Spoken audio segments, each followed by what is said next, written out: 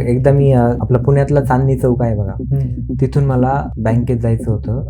त्यावेळेस 2:30-2:45 काहीतरी झालेले होते आणि 3:30 नंतर ते शनिवार असल्यामुळे बँक बंद होणार होती आणि मला ते बँकेत अर्जंट डॉक्युमेंट सबमिट करायचे होते. मी चांदणी चौकात उभा होतो आणि बराच वेळ मी गाडीची वाट पाहिली. ऑटो पण येत नव्हती किंवा मी हात केला तर गाडी पण कोणी थांबवत नव्हतं. म्हणजे त्याच टेन्शनमध्ये मी सारखा टाइम बघायचो. आता तर एवढं 15 मिनिटं राहिले तर अर्धा तासच राहिला आहे, आता जाणार कसं मी, म्हणजे मी त्या टेन्शनमध्ये. आणि अचानक म्हणजे मी मनातून स्वामींचं, त्यावेळेस स्वामींचेच हे करत होतो मी तेव्हा. स्वामींची मनापासून असं मनातल्या मनातच मी हे केलं की आता स्वामी हे जर आज सबमिट झाले आणि लास्ट डेट त्या दिवशी सबमिट करायचं होतं मला, तर हे आत्ता सबमिट नाही झालं तर म्हणजे मी त्याच नाही स्वामींना फक्त स्वामींचं नामच म्हणून बाकी काहीच करत नव्हतो. आणि अचानक एक 2 व्हीलर आली. तो माणूस म्हटला की बसा गाडीवर, तुम्हाला पौड रोडला जायचं ना बँकेत. मी हो म्हटलं आणि बसलो. माझ्या त्यावेळेस इतका म्हणजे मी विचारत होतो की माझ्या डोक्यात हा विचार आलाच नाही की ह्या व्यक्तीला माहित कसं की मला बँकेत जायचंय म्हणून. मी बसलो गाडीवर आणि त्याने बरोबर बँकेसमोरच नेऊन सोडलं मला आणि मी थँक्यू बोललो आणि गेलो. थोडा पुढे गेल्यानंतर मी परत मागे वळून पाहिलं पायरीकडं की अरे मी तर याला सांगितलं नाही आणि मला बरोबर त्याच लोकेशनला आणून कसं सोडलं. हे झालं. पण त्यावेळेस वेळ पण थोडा होता, त्यामुळे मी पटकन आज जाऊन बँकेतले काय कामं केले. नंतर मी बराच वेळ विचार केला, म्हटलं स्वामींनीच माझी मदत केली, स्वामीच आले होते मला सोडवायला. असं म्हणजे असे भरपूर अनुभव आहेत आणि मोठे पण आहेत भरपूर अनुभव असे. नमस्कार, आजच्या आपल्या दयागण गुरुवर या चॅनलमध्ये तुमचं स्वागत करतो. आज आपल्यासोबत आहेत ते तरुण वयामध्ये अध्यात्मामध्ये वळलं आहे, त्यांचं नाव आहे अमोल गवारे म्हणून. नमस्कार. जयशंकर. तर आजचा प्रश्न असा आहे की आपण अनेक वेळेला बघतो, अनेक मठामध्ये, स्वामींच्या मठामध्ये, दत्त महाराजांच्या मठामध्ये अनेक तरुणी येत असतात. पण काय स्टेटससाठी, माझा मित्र पण गेलता तिकडे, आपण पण जाऊया, खूप भारी वाटतं, आपण पण स्टेटसवर टाकू. अध्यात्म नुसतं स्टेटसपुरतं झालं आहे की खरंच तिथं जाणारे जेवढे तरुण आहेत ते खरंच त्यांच्या मनामध्ये अध्यात्माविषयी ओढ आहे? मी अमोल गवारे. खरं तर तुम्ही माझ्याबद्दल जेवढं काय सांगितलं तेवढा मोठा मी साधक किंवा मोठा भक्त पण नाही आहे. म्हणजे कदाचित माझ्यापेक्षा खूप म्हणजे एकदम मनापासून किंवा वरच्या लेवलला जाऊन भक्ती करणारे भरपूर जण आहेत. म्हणजे तसं विचार केला तर माझी भक्ती खूप खालच्या लेवलला मानतो मी. तुम्ही जो काय मला प्रश्न विचारला की आजकालची तरुण पिढी त्याबद्दल काय सांगाल किंवा तुम्ही अध्यात्माकडे कसे वळलात, तर आजकालची तरुण पिढी, आता 31 डिसेंबर येतोय लवकरच, तर भरपूर जणांचे असे प्लॅनिंग चाललेत की 31 डिसेंबरला इथे पार्टी करणार, हे असं इकडे फिरायला जाणार, नियोजन भरपूर काय चाललेलं. मला तसं आधीपासूनच म्हणजे या गोष्टीची आवड नव्हतीच, असं की पार्टी वगैरे किंवा जास्त हे. लहानपणापासून म्हणजे माझी आई अध्यात्मात नसल्यामुळं मला पण अध्यात्माची आवड लहानपणापासूनच आहे. खरं तर आजकाल कसं झालंय, आपण रील्स वगैरे बघतो, भरपूर ठिकाणच्या देवाच्या ठिकाणच्या रील्स वगैरे बघतो. म्हणजे ते रील्स बघून अनेकांना त्या ठिकाणी जाण्याची इच्छा होते.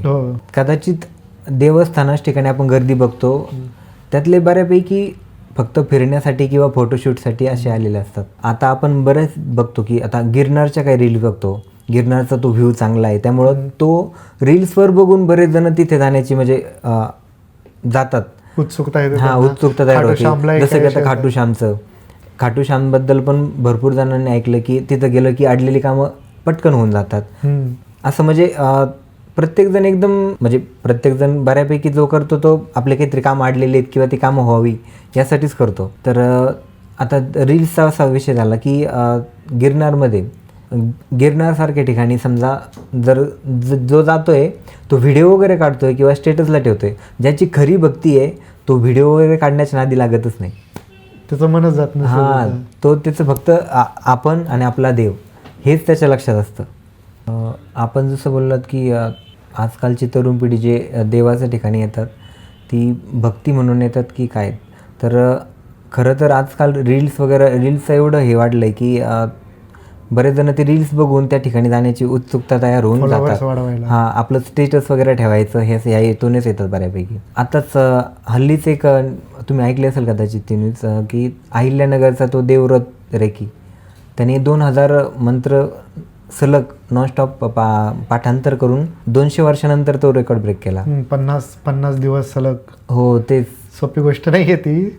तेच म्हणजे तसं खरं तर अध्यात्म त्या लेवलला जाण्यासाठी तेवढी मनाची तयारी पण पाहिजे किंवा आपली मनातून इच्छा पण पाहिजे, ह्या सगळ्या गोष्टी. आणि खरं तर आत्ता बरेच जण म्हणतात की अध्यात्म हा 50साठी नंतरच केला पाहिजे.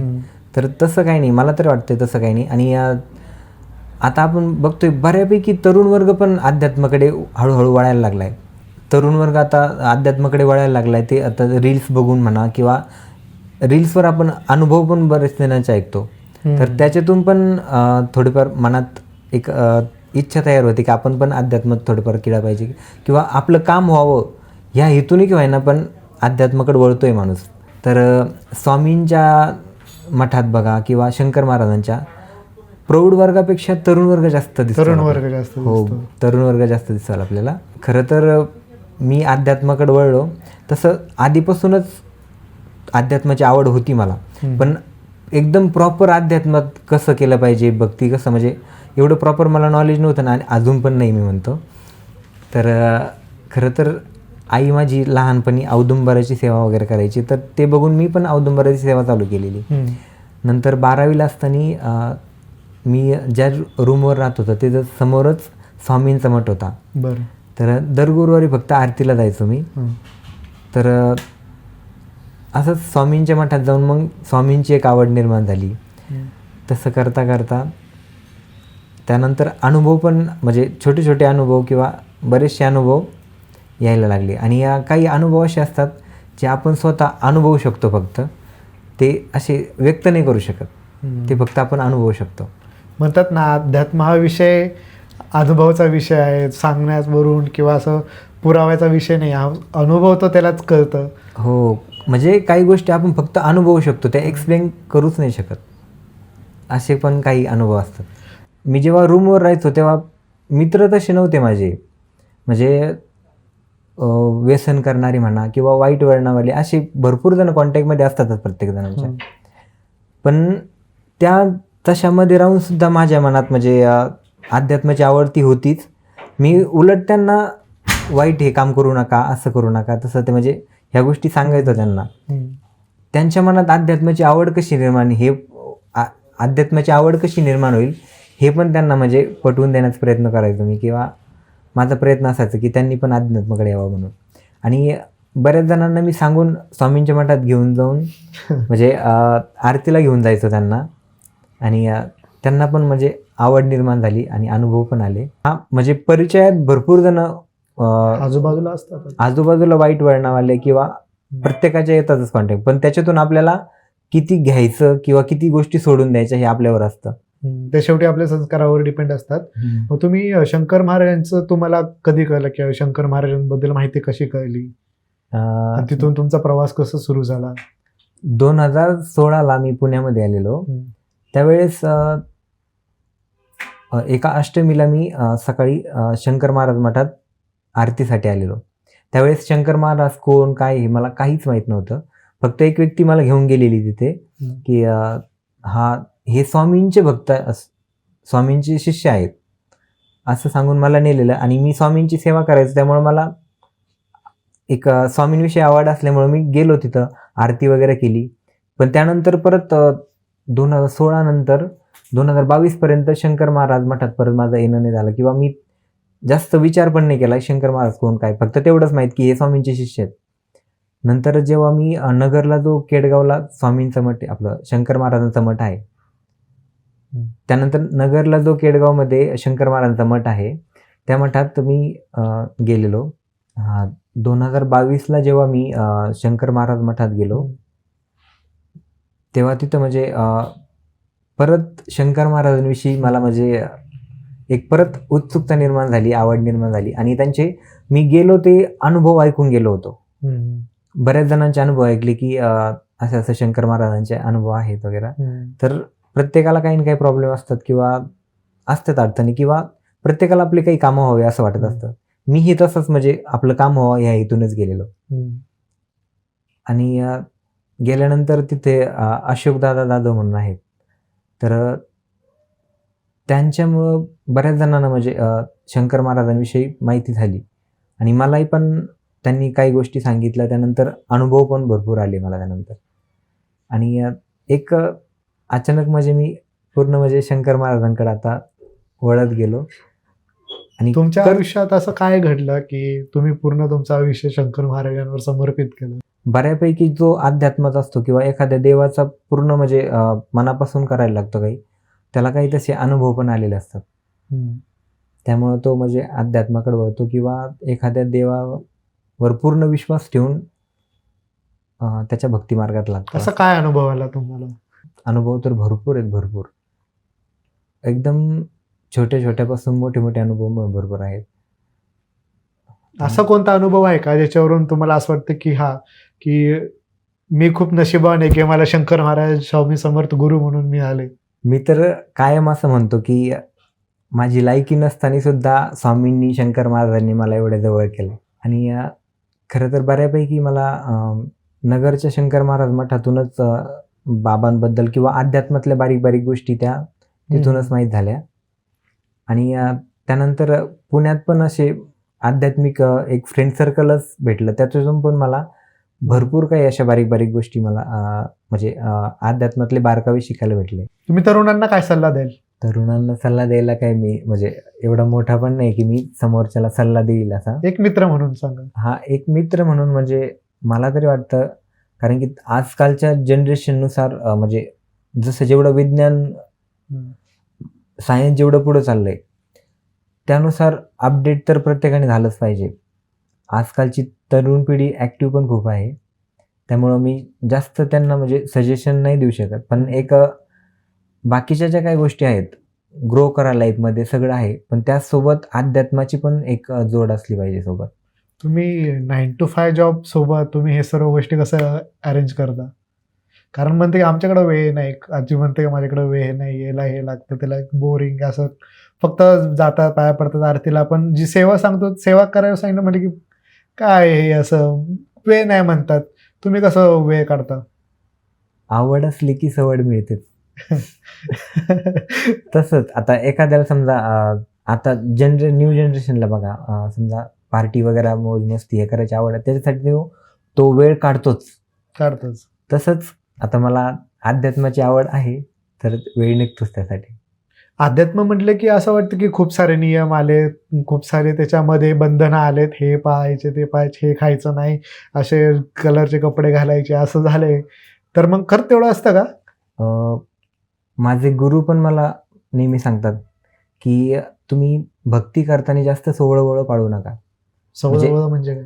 सोवळं म्हणजे खूप जणांचं असतं की ही असं ही पूजा करायची तर ती ह्याच पद्धतीने झाली पाहिजे, त्यात हा नियम पाळलाच गेला पाहिजे. तर आजकालच्या धावपळीच्या युगात एवढं काटेकोरपणे पालन करून त्यामुळं तर खरं तर बऱ्याच न्यू जनरेशनला असं वाटतं की आता अध्यात्मात करायचं, आपली पूजा करायची, ही भक्ती करायची, तर ते तेवढे नियम पाळले गेले पाहिजेत. तर तसं नाही, कारण की आजकालच्या ह्याच्यात तेवढं पाळणं होणारच नाही. माझे गुरु पण नेहमी सांगतात की तुम्ही कशीही करा पण भक्ती करा.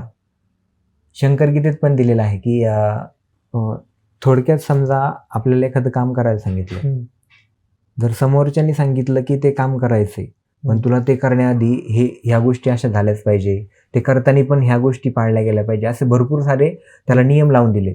तर ते करायला एक काय यार हे किती किचकट काम आहे वगैरे असं आपल्या डोक्यात येईलच.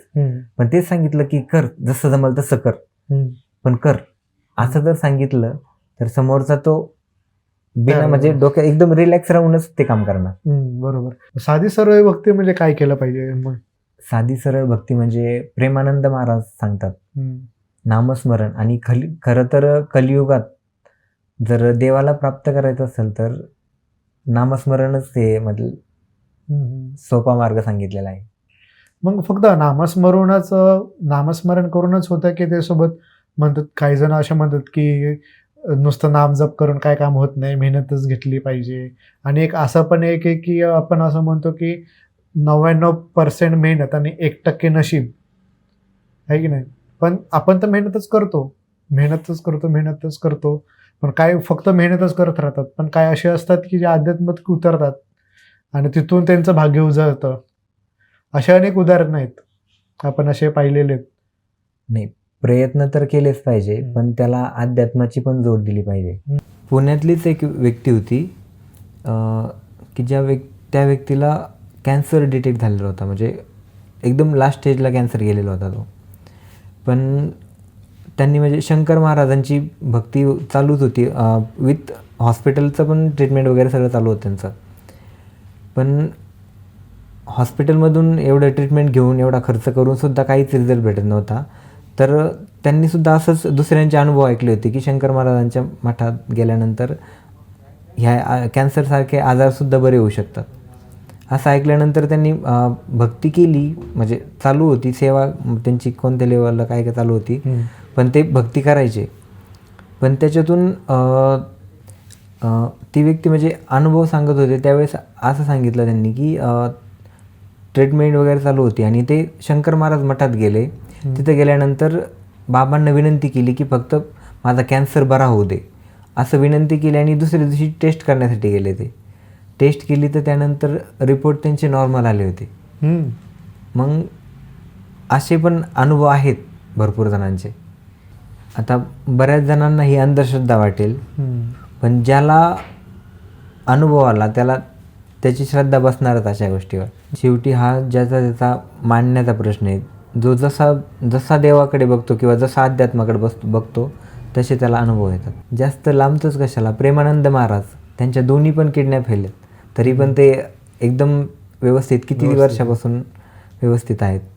प्रेमानंद महाराज त्यांची राधा राणीवर एवढी श्रद्धा आहे, त्यांनी राधा आणि कृष्ण असे दोन्ही किडन्यांना नाव दिलेत. म्हणजे भक्ती पण त्यांची तेवढ्या लेवलला आहे किंवा श्रद्धा आहे, त्यामुळंच तर हे म्हणजे आणि नॉर्मलीच त्यांच्या जागेवर समजा दुसरं कोणी असतं आपल्यासारखा नॉर्मल व्यक्ती असता तर तो डायरेक्ट बेड रेस्टवरच असतात दोन्ही किडनी फेल म्हटल्यानंतर. बरोबर. तर हा पण श्रद्धेचाच भाग आहे. बऱ्याच जणांचं म्हणणं असं येतं की मी एवढी भक्ती करतो, एवढं अध्यात्मात आहे, एवढी सेवा करतो, तरी पण माझी कामं का होत नाहीत किंवा मला काय म्हणजे माझे काम आडले ते होतच नाही आहेत. तर असं म्हणजे वाचण्यात आलं आहे माझ्या किंवा मी बऱ्याच जणांकडून अनुभव पण ऐकलेत की देव हा द्यायलाच बसलेला आहे, पण आपले काही प्रारब्धाचे भोग असतात, भोगूनच संपावे लागतात. तर तसंच आपण काम करतो, आपलं सेवा चालू असती, आपले प्रयत्न पण चालू असतात, पण आपले काम होत नाहीत. त्यामागं पण हेच कारण असू शकतं की आपलं जसं की गुरुकृपेचं म्हटले तुम्ही, गुरुचरित्रामध्ये दिलं आहे ब्रह्मा विष्णू महेश यांनी जर श्राप दिला तर त्याच्यापासून सोडवण्याची ताकद ही गुरुमध्ये असते. जर गुरुनी श्राप दिला तर ते ब्रह्मा विष्णू महेश पण सोडू शकत नाहीत. त्यामुळं गुरुचं महत्त्व तेवढं आहे आपल्या जीवनात. पण गुरुकृपा आणि प्रयत्न, फक्त गुरुकृपा असूनही चालत नाही आणि त्याबरोबर फक्त प्रयत्न करूनही चालत नाही. कारण की तुम्ही प्रयत्न करताय पण योग्य मार्गदर्शनच भेटत नाही तुम्हाला, तर ते तुम्ही लवकर म्हणजे सक्सेस होणारच नाही त्या याच्यात, योग्य मार्गदर्शन नसेल तर. बरोबर. तसंच फक्त गुरुकृपा आहे आणि तुम्ही प्रयत्नच करत नाहीत तर तसं पण तुम्ही सक्सेस होऊ शकत नाही. त्यामुळं फक्त गुरुकृपा आणि प्रयत्न ह्या दोन्हीची सांगड घालूनच योग्य प्रगती होऊ शकते. जसं की तुम्हाला जायचं आहे इकडे 20 किलोमीटर पुढं जायचं आहे तुम्हाला आणि तुम्ही इकडेच 30 किलोमीटर मागे गेलं तर त्याचा काहीच अर्थ नाही ना. काहीच अर्थ नाही. तो योग्य मार्ग दाखवायला गुरु पाहिजेच आणि त्यासोबत प्रयत्न पण पाहिजे.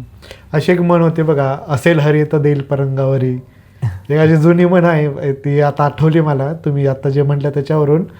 बरोबर म्हटलात की गुरुसोबत मार्गदर्शनही हवं आहे, योग्य मार्गदर्शन. त्याने माणूस भडकडत नाही, आयुष्य वाया जात नाही. नाहीतर असं होतं की माणूस म्हातारा झालं पण अरे आयुष्यातून हे करायला पाहिजे होतं, हे चुकलं, ह्या गोष्टी आधीच कळालं असतं तर माझा खूप वेळ वाया गेला नसता, मी माझ्या योग्य व्यक्ती ओळखले असते, योग्य मी माझा निर्णय घेऊ शकलो असतो.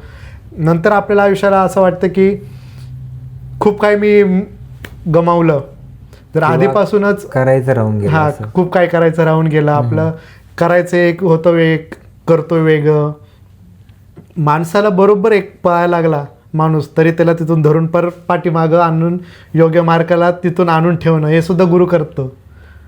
हे खूप छान सांगितलं तुम्ही आमच्यासाठी वेळ दिला आणि सोप्या भाषेमध्ये एकदम सोप्या पद्धतीत एकदम तुम्ही मार्गदर्शन केलं यासाठी दया गुंजरूयातर्फे तुम्हाला खूप खूप धन्यवाद. जय शंकर. आणि तुमचं पण धन्यवाद, तुम्ही मला तुमच्या पॉडकास्टमध्ये बोलवलं आणि माझे जे काही तोडके मोडके अनुभव असतील ते जाणून घेण्याचा प्रयत्न केला. पुन्हा एकदा जय शंकर. जय शंकर. हा माझा जो काय तोडका मोडका अनुभव आहे तो ऐकून एक जरी व्यक्ती अध्यात्माकडे वळला किंवा त्याला आवड निर्माण झाली तरी पण इथं आल्याचं सार्थक झालं असं मला वाटतं. नक्कीच तुमचं ऐकून कोणाला जर चांगलं वाटत असेल, तुम्हाला कसा वाटला अनुभव कमेंटमध्ये नक्की सांगा.